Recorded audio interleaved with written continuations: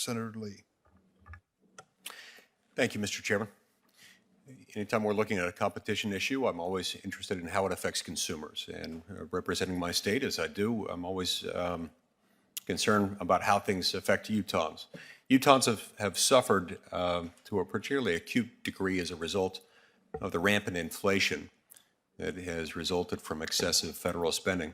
Since the beginning of last year, Utahns have seen their monthly expenses go up more than $700 a month.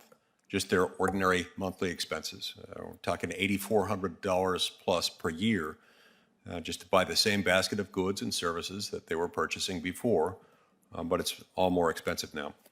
So whenever approaching this or any other topic in the competition phase, I'm looking at how this would affect them, how it does affect them, and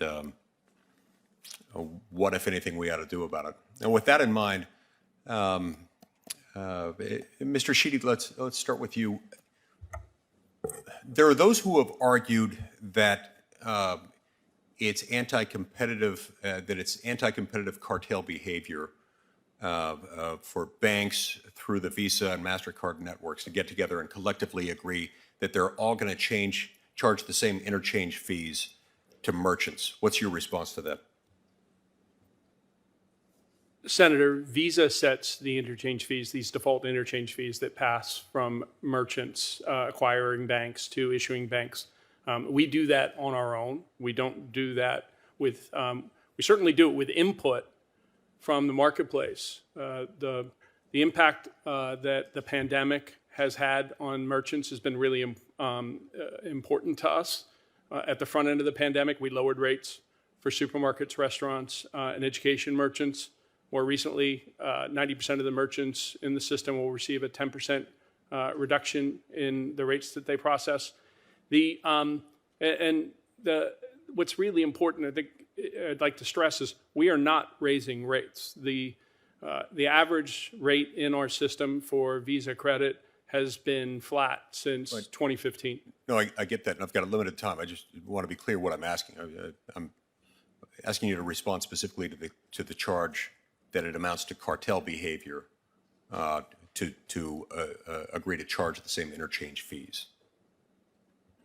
We disagree, Senator. The setting of a default interchange fee we feel is highly competitive in the ways in which it delivers the same interchange fee to thousands of financial institutions that then go into the marketplace on behalf of consumers and merchants and compete and innovate. So we feel that the model works very well in a system where you need tens of thousands of banks supporting millions of cardholders and millions of merchants. There's no way to operate the system other than setting a default interchange fee. For there to be a network effect, in other words, you need the network effect in order for your system to work.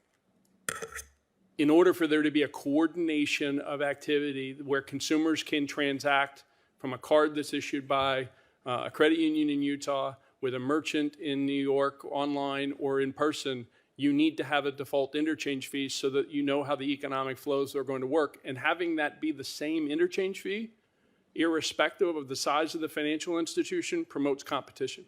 Mr. Kander, what's your response to that? Yeah, my response is, one, they don't need to do that. I submitted with my testimony an article from NYU economist Nicholas Economides, who's pointed out that because of the concentration in the market, both on the issuing side and on the acquiring merchant side, that just 90 contracts would cover 72% of all the credit card volume. Those big banks could easily set their own prices. You don't need that going on, and there's been much more concentration since then. The other thing I would note is that having the same fees does not promote level playing field competition on the bank side either. John Blum from the Community Bankers testified previously before Congress in hearings that their costs per transaction, because they're a smaller institution, were much higher than the largest banks.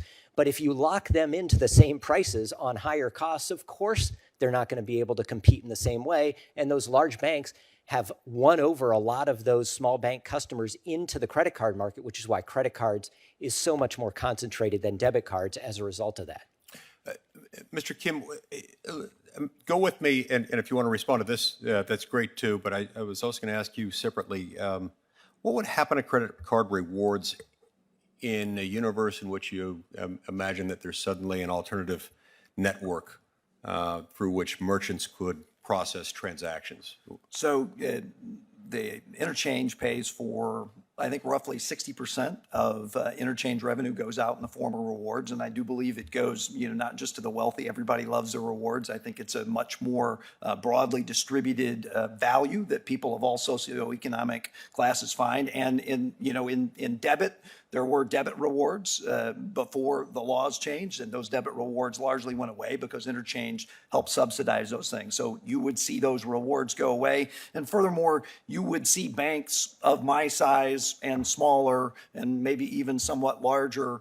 The economics of issuing credit cards, it's not what it once was. There's lots of competition. It's harder to do. The big banks, I mean, it's interesting to come back to the last question. Yeah, maybe you could cover, maybe, I don't even know that I agree that the largest banks could negotiate with all the millions of merchants and set the interchange. But if they could, that would just put me out because I can't. Mr. Chairman, I see my time's expired. I've got one follow-up question I want to ask on that. Okay, so if I'm understanding you correctly, you're saying the banks would still get paid for that transaction, but get paid less, and likely rewards programs would be a casualty of them. There might be something left of them, there might not. Yeah, I would, depending on the rate, I assume we'd get paid, yeah.